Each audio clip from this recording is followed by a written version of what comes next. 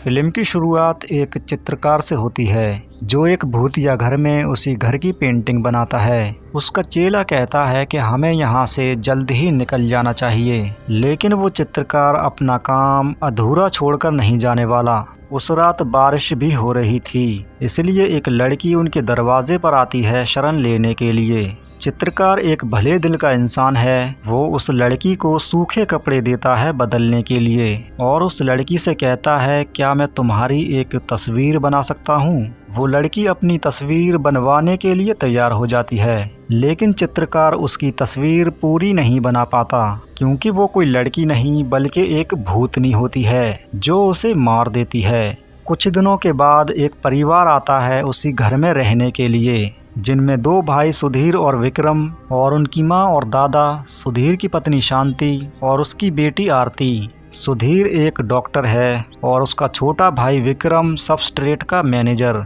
घर में आते ही उनके साथ कुछ रहस्यमयी घटनाएं होने लगती हैं, पर वहम समझकर इस पर कोई ज़्यादा ध्यान नहीं देता। आखिरकार घर में रहने वाली आत्मा दादाजी को मार देती है, लेकिन पोस्टमार्टम रिपोर्ट में आता है कि उनकी मौत हार्ट अटैक से हुई है। विक्रम एक स्थानीय लड़की नीलिमा से प्यार करने लगता है, इसलिए शांति और सुधीर चाहते हैं कि दोनों की शादी जल्द ही कर दी जाए। एक रात सुधीर को घर में रखी बुक शेल्फ के अंदर एक भूतिया बंगला दिखाई देता है। बंगले में लगी तस्वीर हूबहू विक्रम की प्रेमिका से मिलती है। वहीं रहने वाली आत्मा या फिर कहें एक भूतनी सुधीर को मार देती है, लेकिन पोस्टमार्टम रिपोर्ट में आता है कि उसकी मौत हार्ट अटैक से हुई है। इसके बाद विक्रम की शादी नीलिमा से हो जाती है। एक दिन विक्रम को भी उसी बुक शेल्फ के अंदर वही भूत बंगला दिखाई देता है, लेकिन नीलिमा के सामने वो बंगला गायब हो जाता है। नीलिमा को प्रेग्नेंट हुए पूरे 10 महीने हो जाते हैं,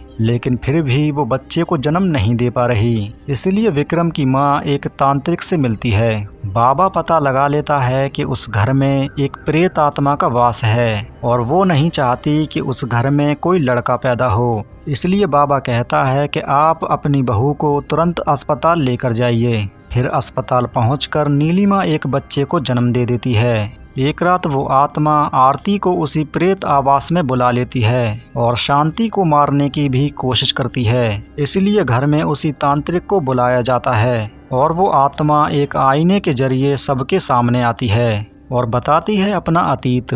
ज्योति का पति शराब के नशे के चक्कर में कर्जदार हो गया। उसने अपना घर तक गांव के एक ठाकुर के पास गिरवी रख दिया था। एक दिन उसने ठाकुर को अपने घर बुलाया और ज्योति से कहा कि अगर तुम कुछ देर के लिए उस ठाकुर के पास चली जाओ तो वो हमारे सारे कर्जे माफ़ कर देगा। ज्योति ने ऐसा करने से मना कर दिया, लेकिन उसका पति जबरन उसे ठाकुर के पास भेज देता है। ज्योति ठाकुर के आगे विनती करती रही कि वो उसे छोड़ दे, लेकिन ठाकुर की आंखों पर दौलत की पट्टी बंधी थी। इसलिए अपनी इज्जत बरकरार रखने के लिए ज्योति एक बोतल तोड़कर ठाकुर को मार देती है और दौलत के लालच में घर की इज्जत का सौदा करने वाले अपने पति को भी मारने लगती है। उसके बेहोश होने के बाद ज्योति अपनी बच्ची को वहां से लेकर जाने लगती है। तभी उसका पति उठकर उसे मार देता है, लेकिन ज्योति की आत्मा को शांति नहीं मिलती। वो फिर उस आदमी को मार देती है। उस दिन से आज तक ज्योति प्रेत आत्मा बनकर इस घर में रह रही है और नीलिमा उसी की बेटी है। उसे इस घर में आने वाले हर मर्द से नफरत है। वो इस घर में माँ और बेटी को एक साथ देखना भी पसंद नहीं करती। इसलिए उसने आरती को उसकी माँ से अलग करने के लिए उसी प्रेत आवास में फंसाकर रखा है। शांति और विक्रम आरती को लेने उसी प्रेत आवास में जाते हैं, लेकिन ज्योति उन्हें वहाँ से निकलने नहीं देती। पर यह खेल ज़्यादा देर तक नहीं चलता। तांत्रिक अपनी विद्याओं से उस भूतनी को नष्ट कर देता है। फिर शांति और विक्रम भी आरती को लेकर प्रेत आवास से बाहर आ जाते हैं। इस मूवी की कहानी आपको कैसी लगी कमेंट में ज़रूर लिखिए।